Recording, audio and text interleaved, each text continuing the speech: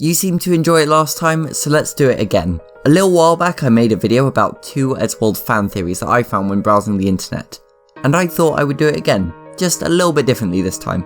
Instead of putting the 2 theories into one big video, I'm going to make 2 smaller videos released a day or 2 apart, partially because these theories are so unconnected unlike that other video I made, and also as an experiment to see how these shorter videos are received. Stay until the very end to find out what the next video is going to be about. Once again, these theories aren't my own, but I would like to share them, and I've also tried to add to them in one way or another. Might I also remind you that these theories are just theories, not necessarily correct, and may conflict with official statements and other fan theories. Just think of this as a thought experiment and a way to watch the show through a new and different lens. And one more thing, this theory is about Eddsworld characters, not the people who make the show. Whenever I say one of the characters' names, assume that I'm talking about the character and not the actual person.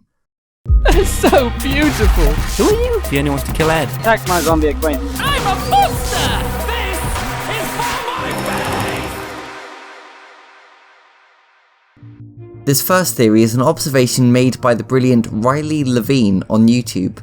They've made a few videos about Eddsworld and I would highly recommend them, particularly their video about the Eddsworld fan movie. Eddsworld has had a lot of bad guys over the years. Usually there's a new threat every episode, but there are some longer running villains. Santa Claus, Eduardo, and even Tord have been antagonists across multiple episodes. But there is one character who has caused more problems and is more evil than any other bad guy in all of Eddsworld.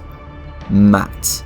True, Matt is one of the main characters, but that hasn't stopped anyone from turning bad in the past. Ed was so obsessed with cola that he was ready to murder for it. Tom got so drunk he decided to destroy the entire holiday of Christmas, and the less said about Tord, the better. But Matt is possibly the worst of them all, because not only has he actively tried to kill his friends and taken over the world, but he has actually succeeded multiple times. If you don't believe me, then let's list off all the times that Matt has acted in a way that most shows would dub him the bad guy. In Zombie Attack, he commanded an army of the dead to attack his own friends and successfully infected the world during a zombie apocalypse. And he did it because he was bored. Indubitably. But why?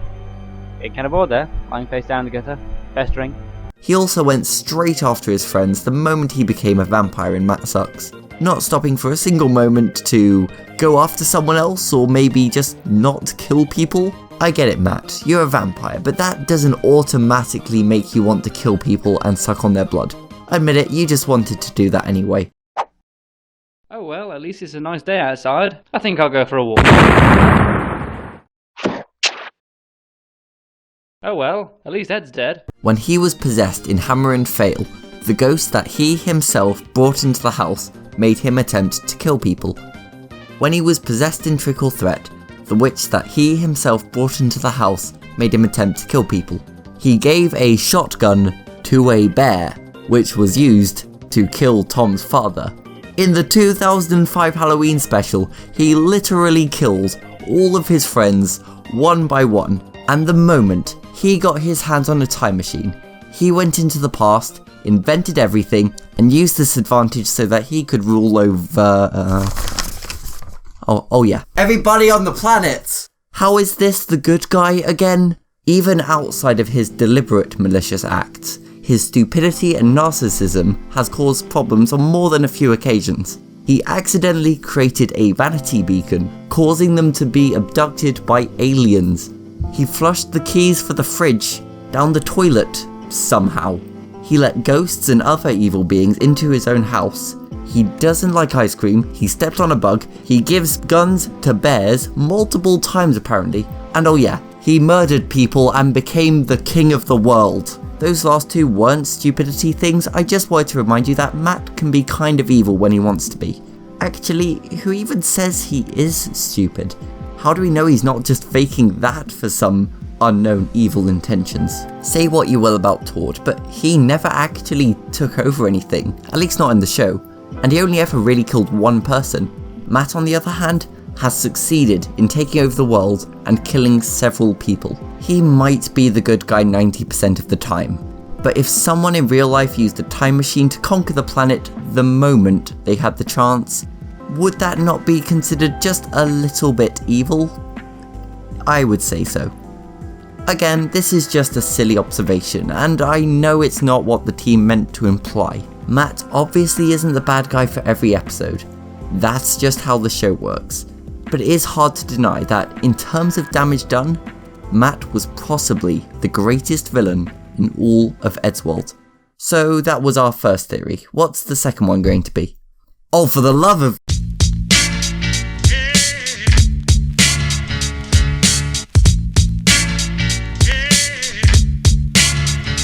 I'm the invincible, undefeated champion. Mount Zion's my ancestors can't rely on.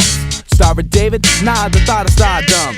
Martyrdom and done, crumbs left to the dumb thumb. To this play button, glutton of words. Mutton, birds of fly to fly to you, dropping turds. Hopping up on ignorance to feel how your body pop up the real. Dance the visual, cry to deity.